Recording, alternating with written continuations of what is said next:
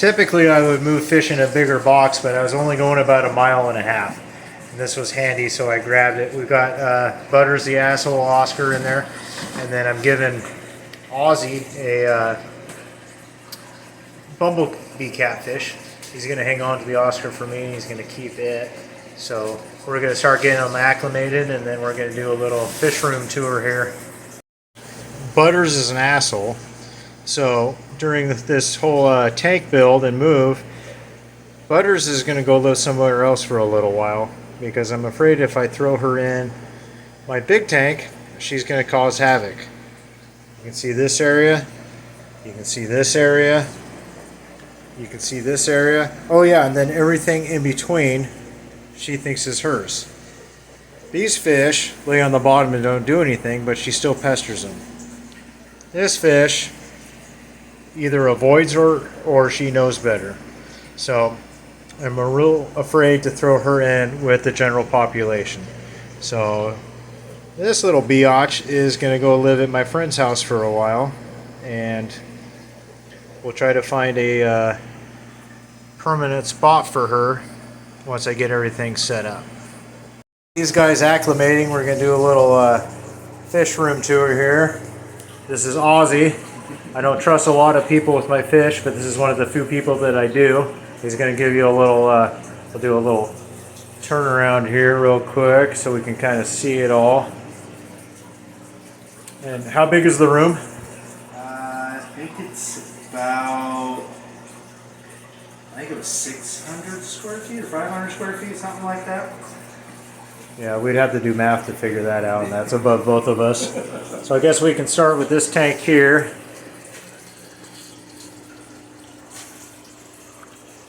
You got to tell me about it though, because I don't know.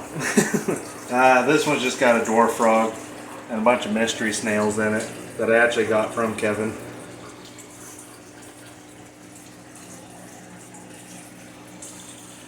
And then I actually do know a little bit about this. When I was breeding the self-cloning crawdads to feed my puffer, they just didn't really want to eat them. I handed them over to Ozzy, and see if we can pick some out here.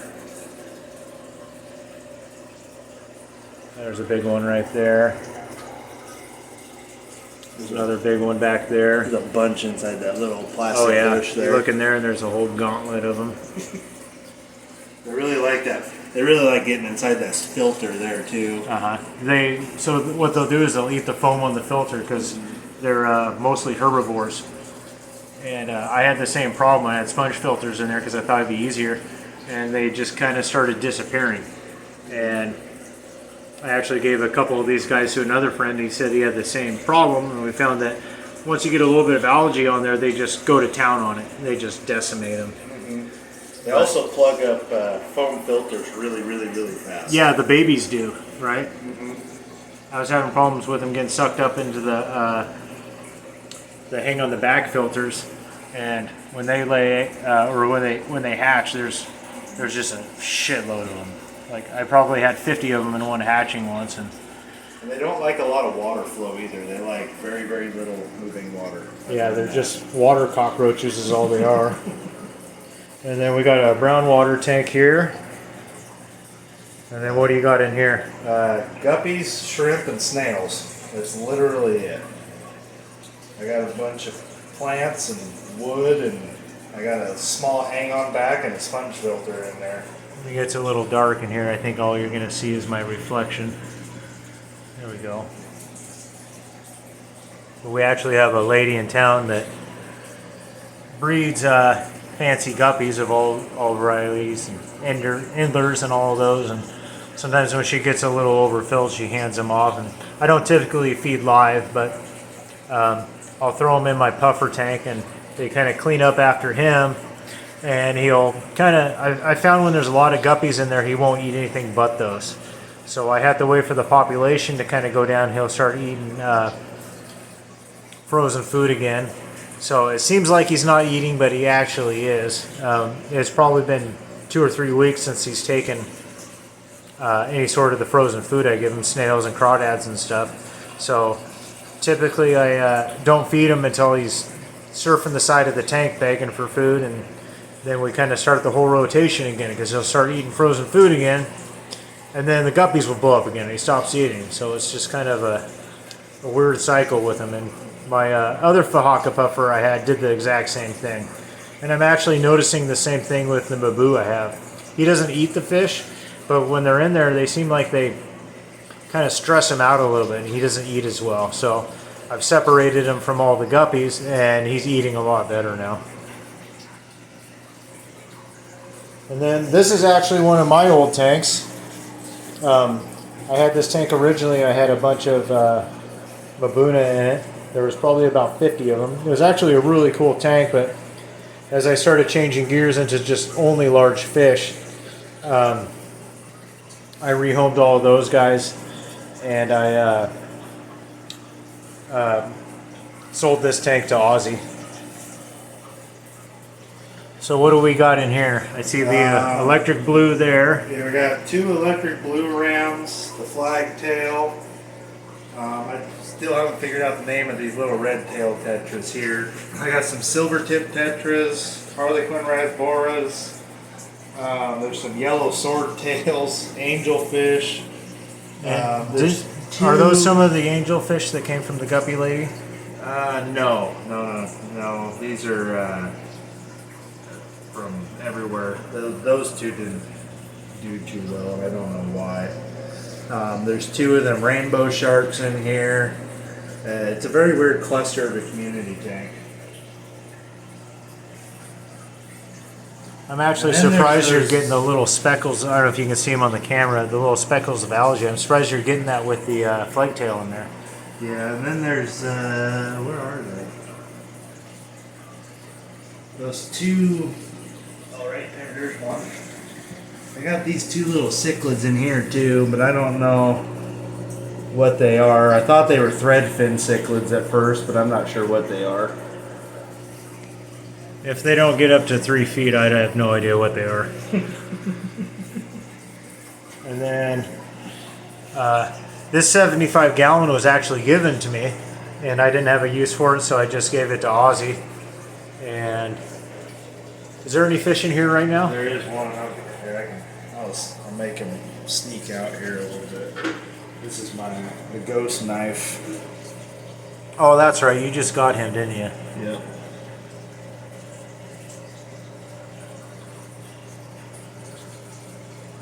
He's a big fan of brine shrimp. Yeah, they're almost like a filter feeder. They only really like to eat small stuff until they get really big. I had one that was probably right around a foot that I traded to Dustin Ruhr. He's got West Coast Raising Aquatics, and he kept it as a personal pet, and I think it's well over a foot now. Yeah, they get pretty big. He's just in that tank for right now until he gets bigger. And this is another 125. I think this was one of mine at 1.2, wasn't it? This is the one we got from Brandy. Yeah, that's right. And actually, it's kind of a funny story with this. When I was I don't even know if I was 20 years old yet. My neighbor owned this tank, and I was supposed to get it from him, and I never ended up getting it. I'm not sure what he did with it, but another friend ended up getting it, and then eventually I did get it. But at the time, I didn't need it, so I sold it to Aussie. Well, this was Sean's old tank. Yeah, that's right. This was my stepdad's old tank way back in the day. Yeah, you can tell we live in a small town. Fish tanks just make the full circle around here. So he's got a couple barbs down here, and then this is actually a fish that I had. I don't know if you can see him in there, but there's it's a tire track eel. He likes to poke his face out, but I don't have any food right now. If you ever had one of these eels, you know that they just kind of hide and eat. They're kind of like teenagers. Hang out in their room until the food's ready.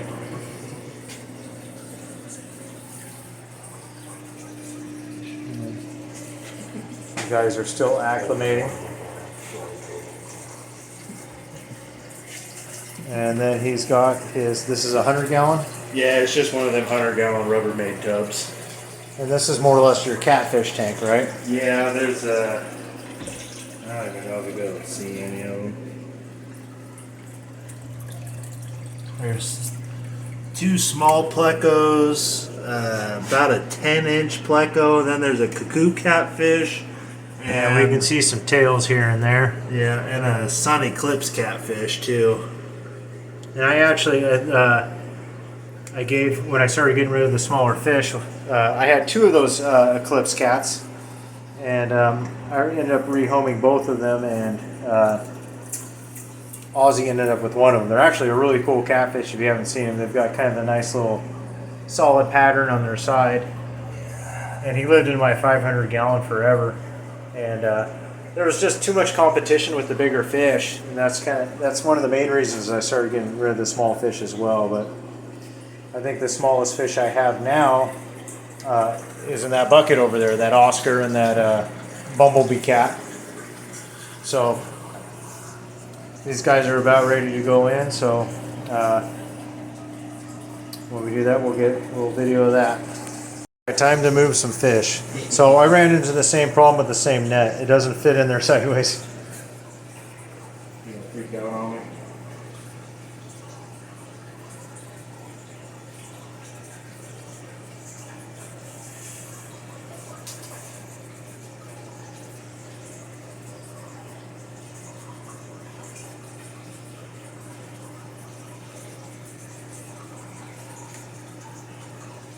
Trying to barb me.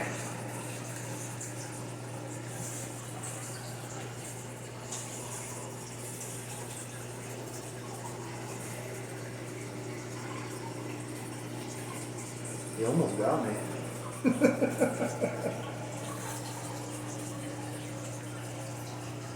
All right, lady, you're in timeout. There's a little better shot of the jelly cat. The one that might actually eat my finger. I don't know if he'll do that, but he might stick you. Yeah.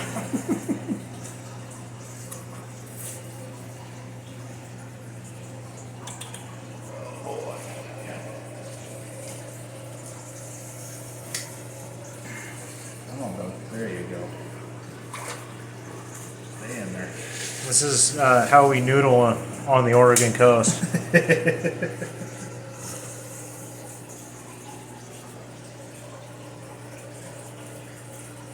Yeah, he's gonna probably find somewhere to hide, and then you only see him when he's hungry. Yeah, I've always kind of hand fed him because he was in bigger fish, but you throw about anything down in front of him and he whacks it.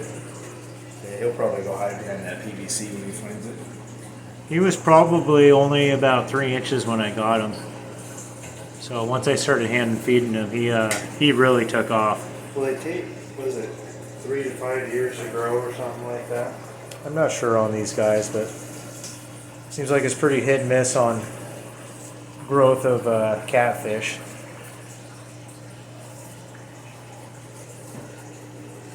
I got him right about the same time as I got my red tail cat, and the red tail is 20 inches plus. He might even be close to 2 feet now, and he's obviously every bit as wide. So, anywho, this is where they're going to live for a little while, and hopefully we're going to be moving the tank in and getting things set up, finish the fiberglassing in the ceiling this weekend. So hopefully I can start putting water in it a week from now. Today's the 2nd. So anyways, thanks for watching.